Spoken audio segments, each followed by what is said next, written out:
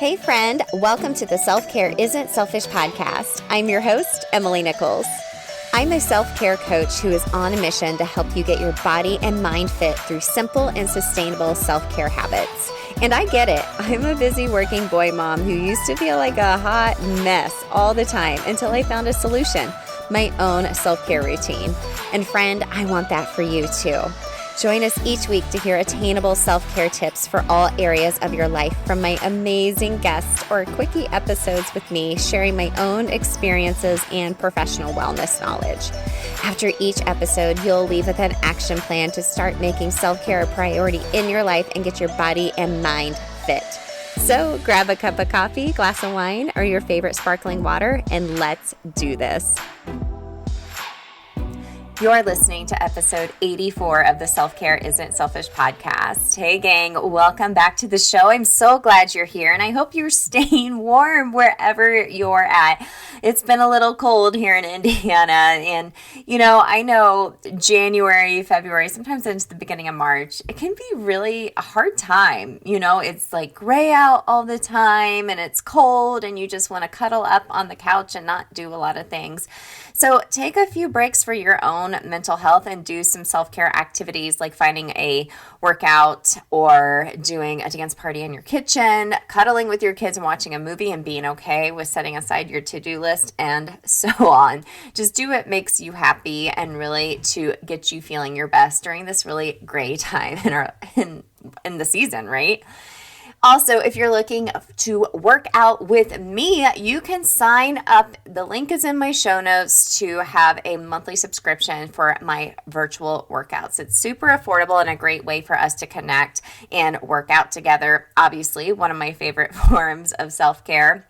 And you can also join me over in my free Facebook group every Wednesday. Starting this week, actually, there will be a mini workout, a Workout Wednesday tip for all the members over there. Sign up in the show notes. It's free. You don't even have to sign up. You just go and join us and, come laugh and live life with us together and figure out how you can make time for yourself guilt-free and making self-care a priority.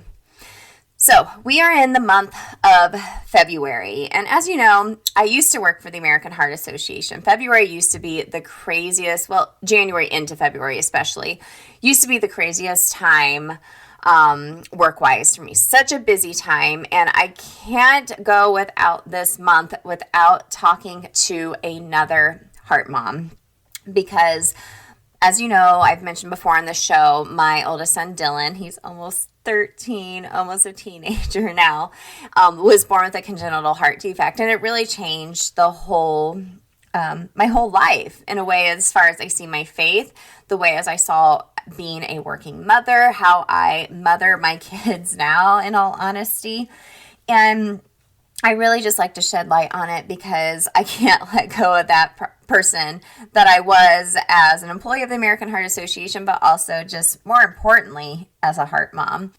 So if you go back to episode 10, I talked with my friend Courtney Gibbon. She's another heart mom, and we talked about what self-care looks like when it's hard, like when your child is going through medical procedures like open heart surgery. Super scary, right? And your self-care kind of takes a back seat.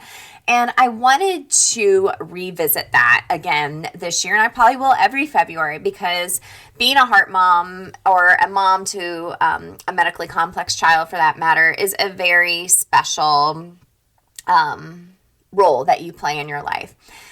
And one that is super emotional, is draining on you physically and emotionally. And so I wanted to bring on another heart mom to give her perspective. And I came across and started following, I explained more in our conversation together, I came across Keridon McMahon. She is another fitness professional, and I heard her on a podcast, and I started following her, and she is a heart mom as well. She's actually a mom of 3 and an entrepreneur. She's a NASM Certified Personal Trainer like me, fitness nutrition specialist and weight loss specialist with over 19 years of industry experience. And really just through these life and career experiences, she now uses motivational speaking to help others find purpose in their pain and live their best lives. And obviously she does a lot of virtual personal training with her clients as well. And we're not talking about fitness today. We are talking with Keridon today about how you can still take care of yourself and make an impact even when life gets hard.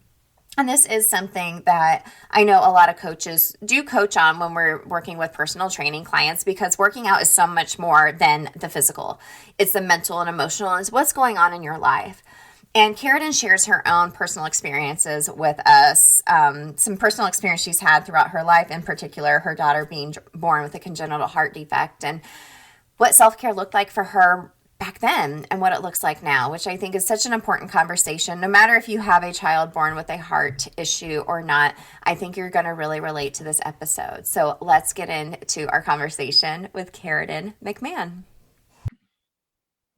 All right, gang. Thanks again for tuning in to the Self-Care Isn't Selfish podcast. I am so excited to introduce to you my guest, Keridon McMahon. Keridon, thanks so much for coming on the show. Thank you for having me. It's an honor to be here. Yeah, I'm really excited to dig into this conversation with you. But first, I want to ask you, Keridon, I ask every guest this first off, what does self-care mean to you? So self-care means to me is really doing whatever I need to do to make sure I am taking care of myself. So that sometimes means going to bed a little bit earlier because sleep is super important. Sometimes it does mean booking a massage or getting my nails done because I feel like I have man hands and they're prettier with nails on. But often it means exercising,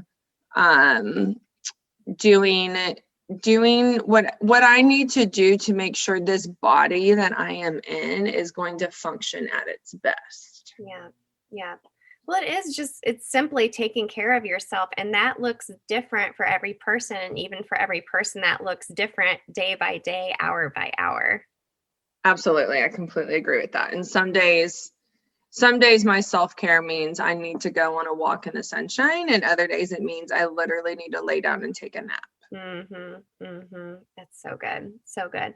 Well, Keridon, can you share a little bit more about who you are, kind of your story and what led you to who you are today and what you do today? Yeah.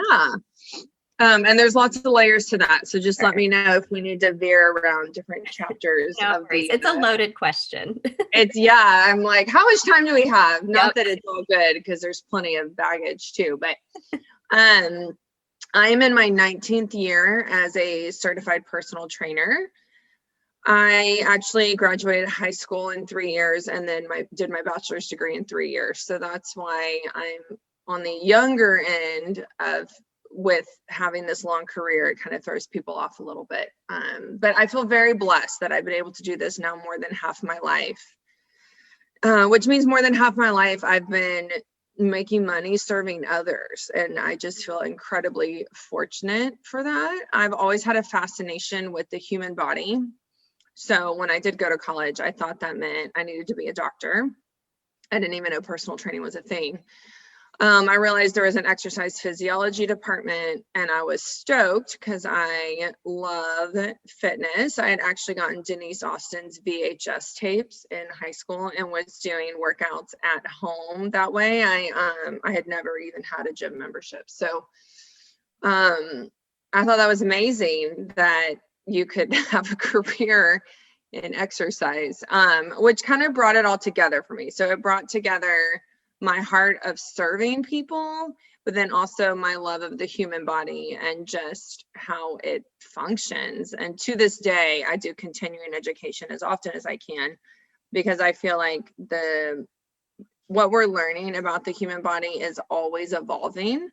And so I try to stay up to date on that. And I truly enjoy the education on that and implementing it with clients. So in the last 19 years, what that transformation from one to where I am now has looked like was started with personal training in a gym.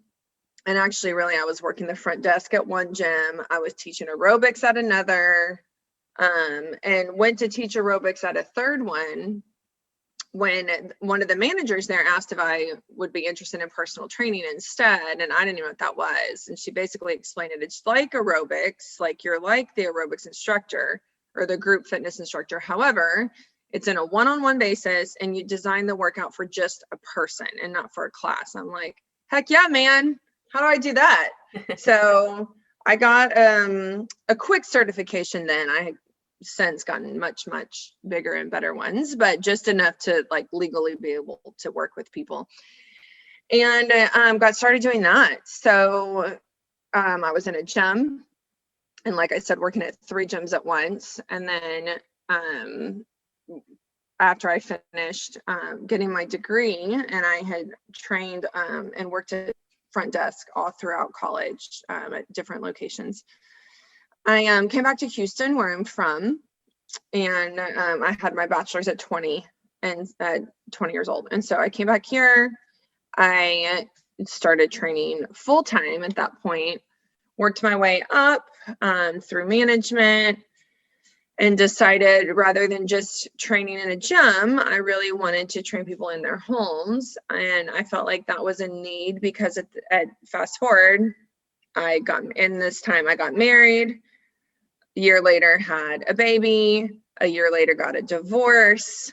And so as a single mom, I realized, and especially a young single mom, I'm 22, that it's really hard to work out and have a kid, have a baby. And so I realized there was a big need for professionals that could train people in their homes or on site, and not necessarily where the mom would have to pack up their kids and get to the gym. And so this was long before training people in their homes was a thing. I mean, people thought I was crazy that I was going to do this, but I did. So I tried it out with a few clients. They all loved it. I left the gym, loaded up my car with whatever equipment I could afford as a single mom, and would train people in their houses, and they loved it. So I ended up building a little company here in Houston doing that.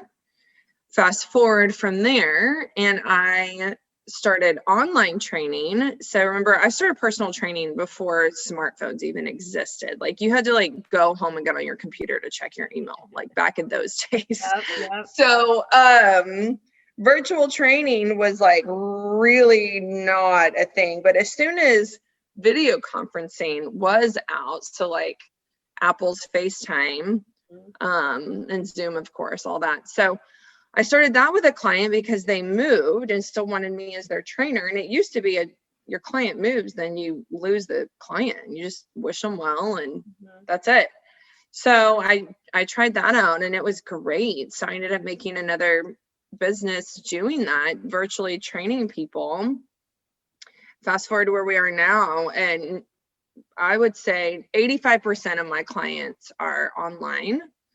I do still have a few homes that I go to, and I'm sure once the pandemic's completely lifted or over, however that's going to look, maybe next year, I will probably have more in person again.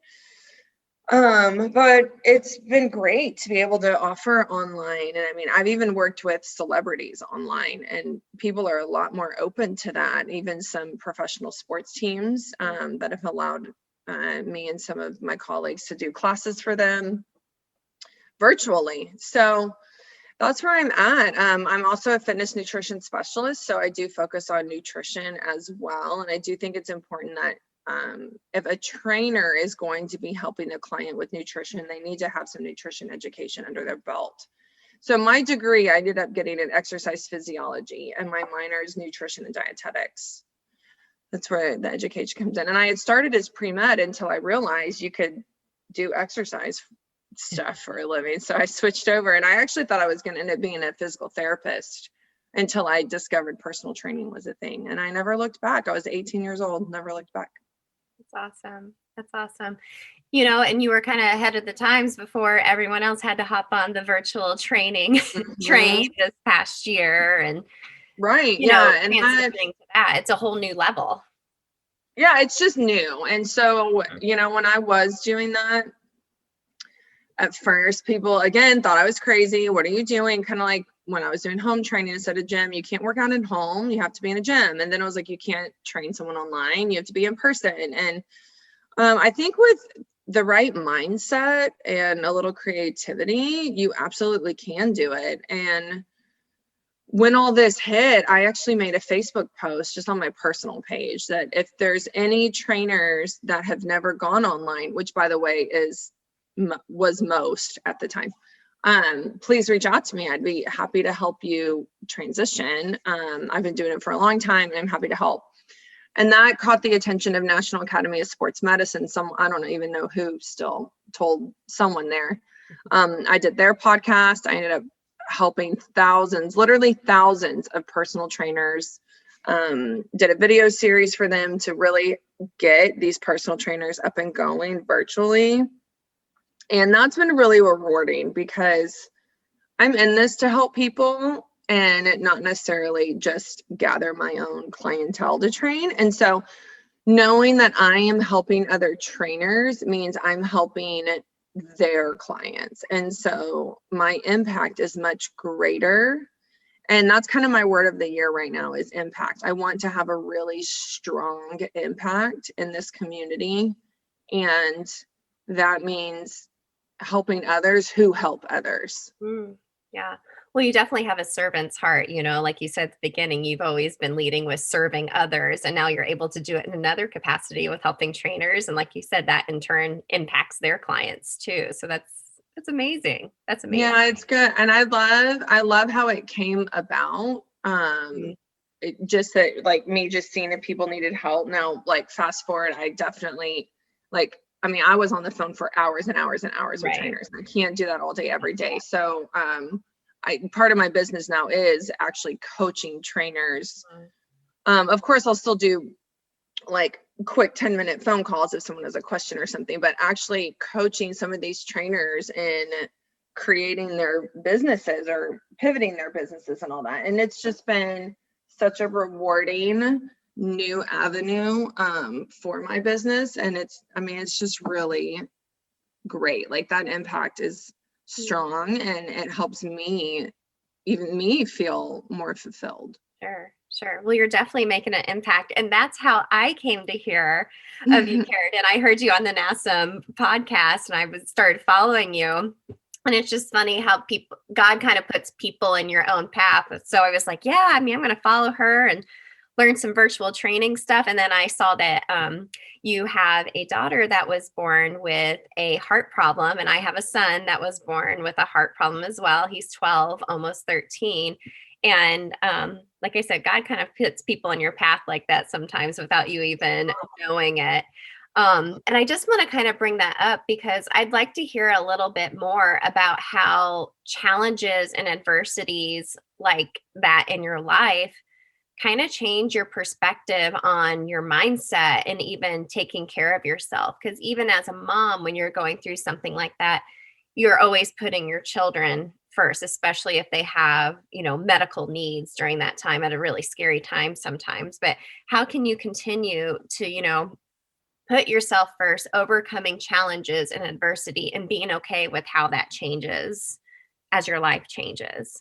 Yeah. So, and I definitely did not do it all right, which means I have learned valuable lessons from that. So my daughter was born with a congenital heart defect, but we were unaware of it. So there was a murmur at birth, but the physician at the hospital said it's normal, does not need to be scanned. She's fine.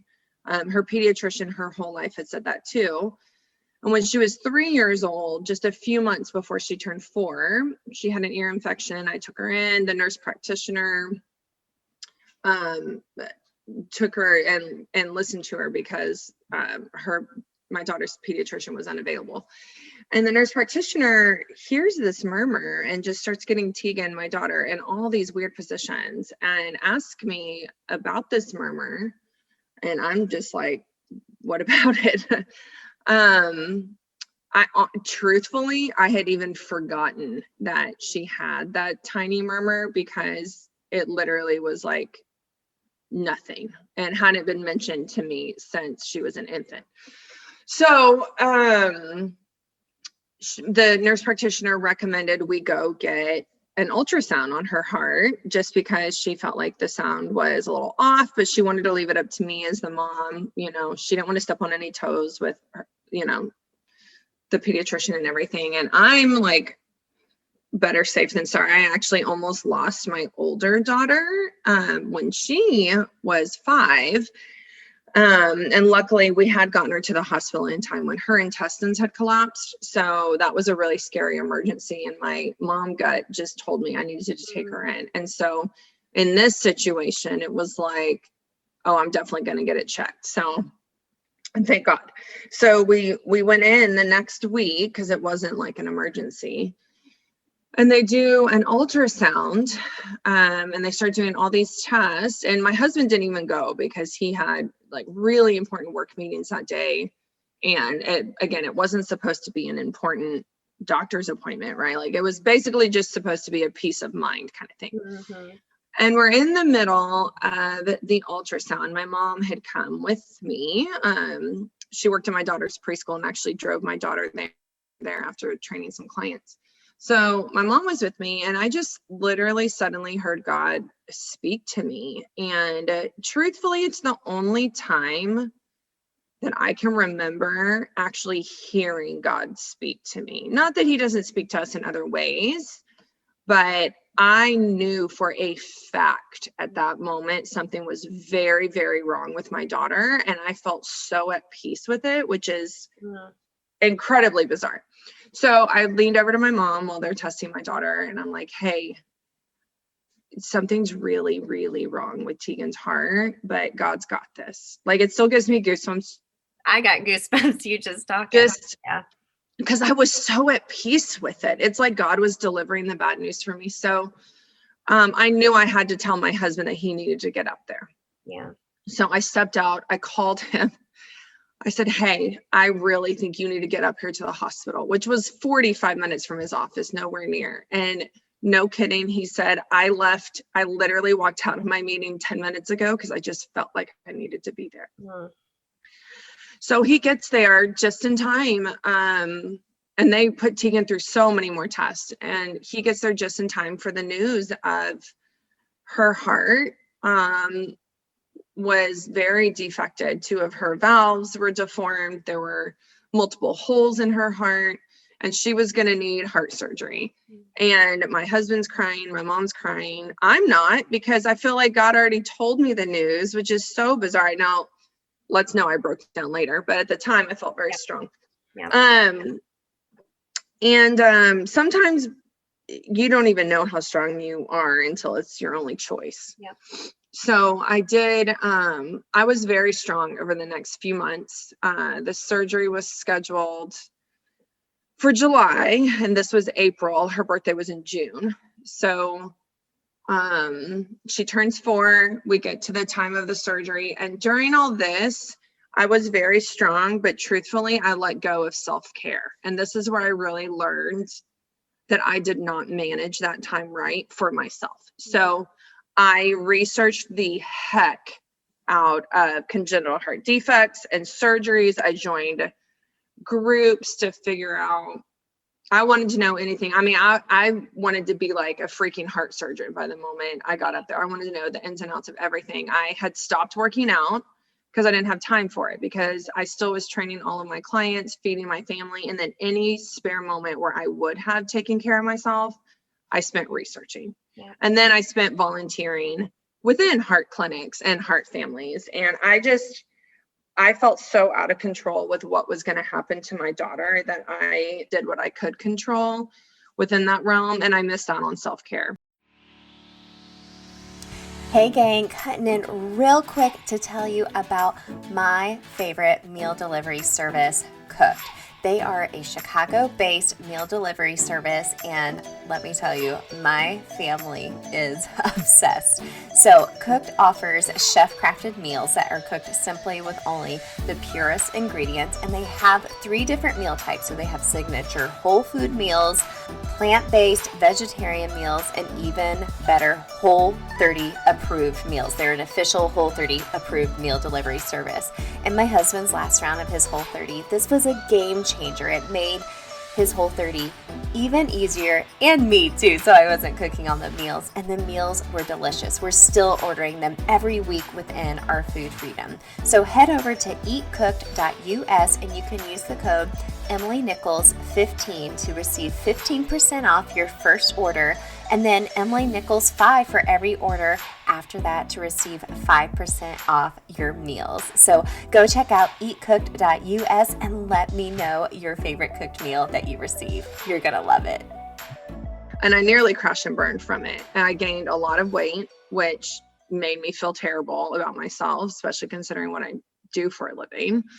Everyone was understanding, of course, because of what we were going through, but it shows, like, in hindsight, I feel like I would have been so much better off committing even just 30 minutes a day to my own self-care and not caring for others. But we do get through the surgery, and she did great, and things are wonderful. And fast forward, I feel like I wanted to put a purpose to that pain that we went through. So I have since spoken at many events back when we could do big, large group events with American Heart Association. I joined the board for the Texas chapter for the Children's Heart Foundation. And I really just wanted there to be more purpose to the pain that we went through, and I wanted to make a difference for others. So we've, like, me personally, at events I've spoken at, have raised over $2 million for research for congenital heart defects, as amongst a lot of other things that we've done. And I feel like that's something we can all learn from, is that we are all going to go through something, whether it's a heart surgery of your child or the loss of a loved one. I actually lost my best friend the month before Tegan was born. And so we're all going to go through something, right? And so if you can find a purpose, a greater purpose for that pain, then I would not say it's worth it, but it's more purposeful. Yeah. And you can be more impactful. And honestly, you can just be a better human because of what you've been through. Yeah. Yeah. And I totally relate to that so much, Keridon, because I know when we got his diagnosis, we didn't know until he was about 5 hours old. My husband and I, throughout his whole first year, because he had a couple of surgeries that first year, we just felt a sense of calm and faith and that he was going to be okay. And now he's almost 13 and we're getting closer to another open heart surgery. And we still feel that calm and faith. Now, don't get me wrong. There is a little anxiousness about it at the same time, of course, but finding some type of sense of control, like I was the Google queen of tetralogy of flow. I could tell you everything. Yes, right. Inside and out. And, raising money for organizations, for research, because as a mom, you can't do anything. But you can take care of yourself and be able to still show up for your kids in the long run. And, your self-care is going to change and look different during that time. And like you said, you're more aware of it now, though, too. And you have such a purpose, and you can show people, training clients, whomever you speak to, how they can go through adversity and still be okay with themselves and still find some sense of control and purpose through their life, too.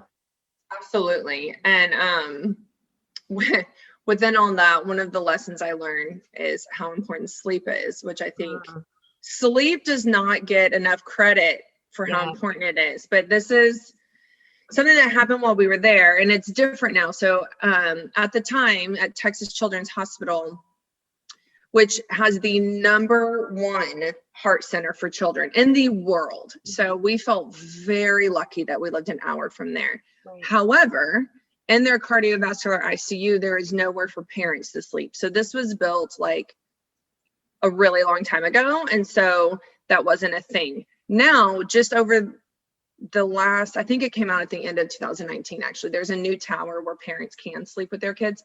However, at the time there wasn't. And so where parents go to sleep are these almost like lounge chairs on a different floor. Well, over my dead body was I leaving my child. Right. So I literally was awake for 3 days straight. Mhm. And I was sitting in this really uncomfortable chair next to her bed. I would lean my head down on the mattress, but like, I mean, you don't sleep like You that. don't Hello. sleep, yeah.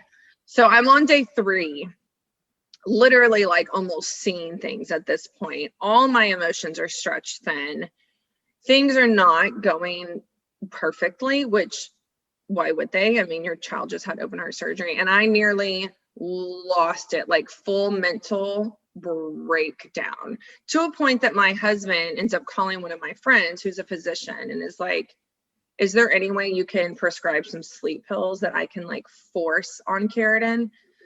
And Tegan was still in her like surgery bed. That is not the name of it, but basically the bed they wheel him back from surgery. So it's small. Well, they switched her to a twin size bed, and because she's so little, I could get in it with her. I took one of these sleeping pills. I think I got like 6 hours of sleep maybe, which was the most I had in literally 3 days. And I woke up like a whole new human and was better able to care for her.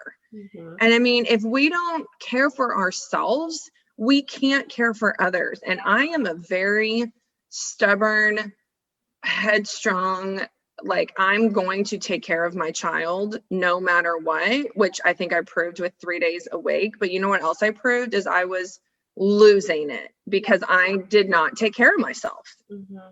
I mean, in that time, I literally would only leave to go to the bathroom, and I would only do that if she was completely asleep, and I would like sprint to the bathroom and back. I mean, barely eating, not sleeping. I wasn't taking care of myself. And then once I really ate and slept, I could care for her better. And I think we can all relate to that in our day-to-day lives. Yeah, such a good example. You know, we all face adversities, and we get to the point where it's just overwhelm and burnout, or something is just consuming us.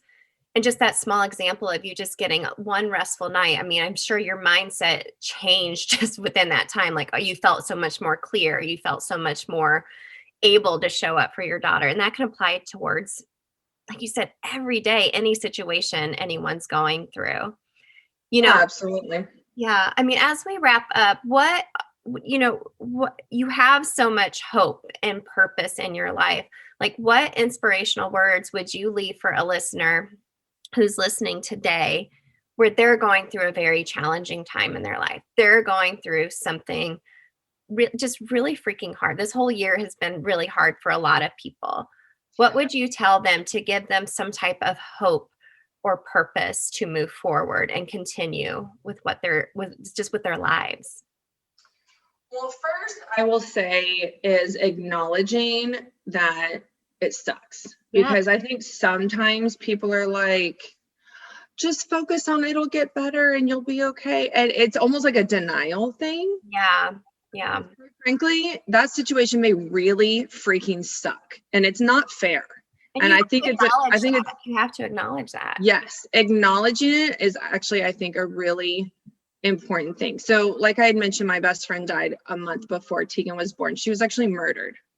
And I was so mad, and it's not fair. And you know what? It's not fair. It's really not. And just accepting that, and not to dwell on it, but all of the like, she's in a better place and all that just would make me more mad. What was most comforting to me were the friends that were like, you know what? It's not fair. It's not. Like, it's not fair that you are not going to have your best friend as your child is born, and you're going to go through all these moments of that, and that's not fair. Yep. And that, to me, just the acknowledgement of it was so important. So same thing with my divorce, with Tegan's heart surgery, acknowledging the suckiness of it, and then knowing that some kind of good will arise. So we may not see it at the time. In fact, when Tegan was taken, when she was wheeled back for her heart surgery, I had asked our pastor to come be with us. And I literally prayed to God that I knew she was his first, and that this may be where her story on this earth ends, and that the greater purpose might come from the story of the loss of her. And I sat in that and knew that it was not in my control, and I just begged God to give me the strength to find the purpose, whether it's with Tegan continuing on this earth or not. Yeah. And I will tell you that because I fully in faith gave her life over to him, that when she did come back from surgery, it meant so much more to me. Mm. And I remember just telling my husband afterwards, like, God gave us more time. Like, her story and the purpose was not in the loss of a child, although so many moms have had that story. Our purpose and story is going to look different. Mm-hmm. And I think acknowledging that and knowing that there is some kind of purpose to the pain you're going through, and it's okay if you don't see it right now, but you will at some point, and be open to that. Be open to what that might be. So losing my best friend in such a horrific way, it's still not fair. It's still not okay. But you know what it did is I value my friendships so much more. I truthfully know that when I hang up with someone, it could be the last time I hang up with them, and I'm going to love them hard because it might be my last chance to love them hard. And so I really think I am a better friend because I lost such an important one to me. Yeah. It's so good. That's so Keridon. It's so good, Keridon, because so many people are going through so many things. And when you're going through the suckiness of it, it's hard to see the purpose in it. But in hindsight, when you learn and grow and grieve and acknowledge those feelings, going forth with a purpose. I think while you're in it, know that it's okay if you don't see the purpose right now. Yeah. But you will one day. And sometimes survival was a big word for me in 2018, actually. And I wasn't in a day-to-day like, what greater purpose am I going to find? It was more like, what can I do to survive today? Yeah. What can I do to survive and get to the next day? I've struggled severely with depression, and there were some days I didn't even want to survive, but I had to. And if you're in that spot, do what you have to do to survive. And that does mean self-care. And your self-care can look very different than other people's. Yeah.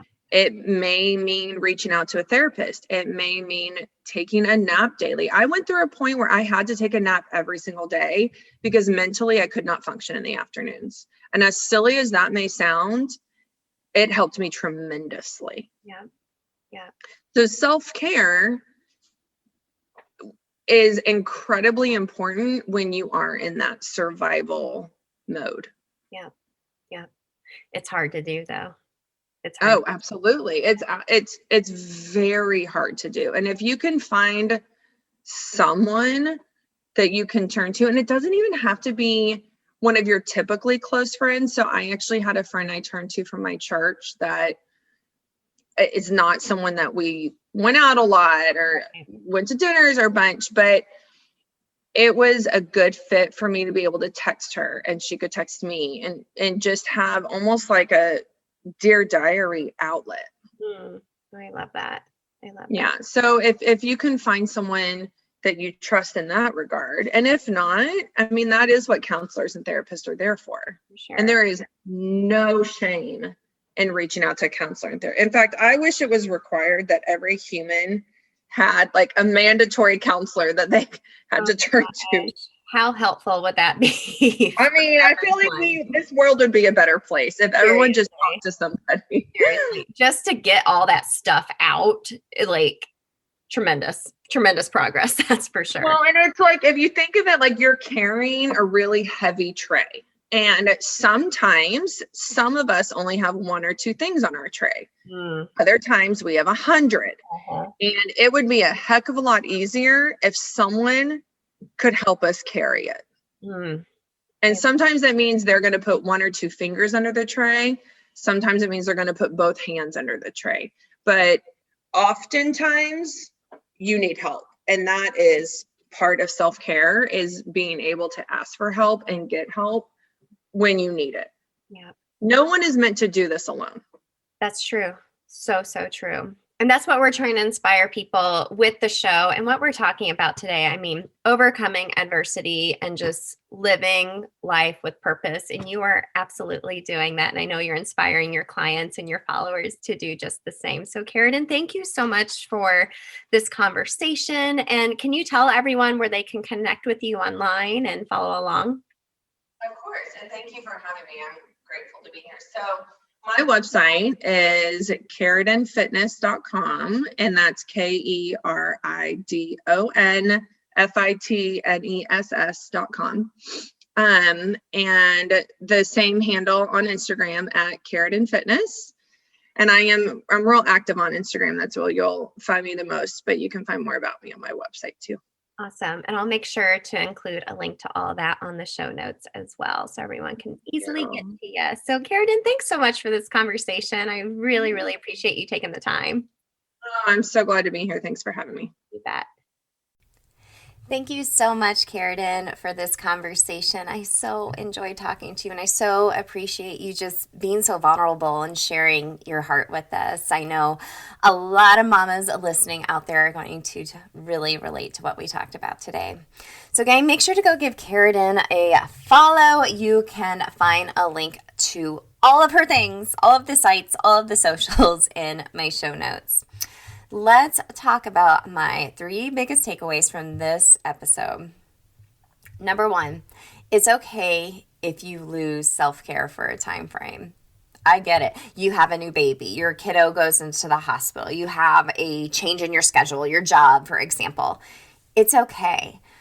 However, like Keridon mentioned, in hindsight, she would have been so much better off if she committed to a small amount of time to herself. Like Keridon mentioned, if we don't care for ourselves, we can't care for others. So, for example, her sleep example, she proved she was there for her kid. She was, not sleeping, wouldn't leave the room, but she also improved the importance of taking care of herself because her mental and physical health was declining because she wasn't getting such an essential part of your health, which was sleep.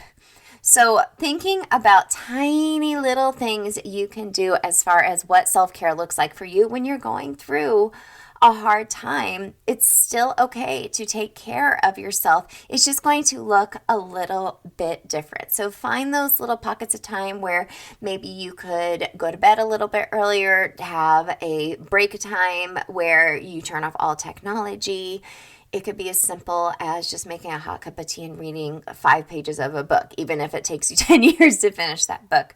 Something really, really small to help you get in that mindset where you're able to show up better for those around you that you love. It will best serve you in the long run. I guarantee it. Number 2, there is purpose to your pain. And I struggled with this one a little bit. I struggled with this one because I know there's a lot of mamas out there who have gone through much worse things than I ever have with my son, Dylan. He is a healthy 12-year-old. Yes, we're getting closer to having another open heart surgery, but I feel really great about it because of his team and how healthy he is and the advancements we've made in heart technology and medical advances since he was born 12 years ago. And I feel like there was purpose to my pain at the time, but I know when you're going through a really, really hard time, it's hard to see that when you're going through it. Now, you can be more impactful because of what you have been through. You know, like I mentioned before, I started working for the American Heart Association. I started sharing his story. I started connecting with other heart families. I still all the time get connected with families like, hey, Emily, we know you have a son born with a heart problem. I know so-and-so. Would you be willing to talk to their mom? And I'm like, absolutely, because that was the most comforting thing for me when I was going through it, was talking to other moms that were in the thick of having their child diagnosed with a congenital heart defect.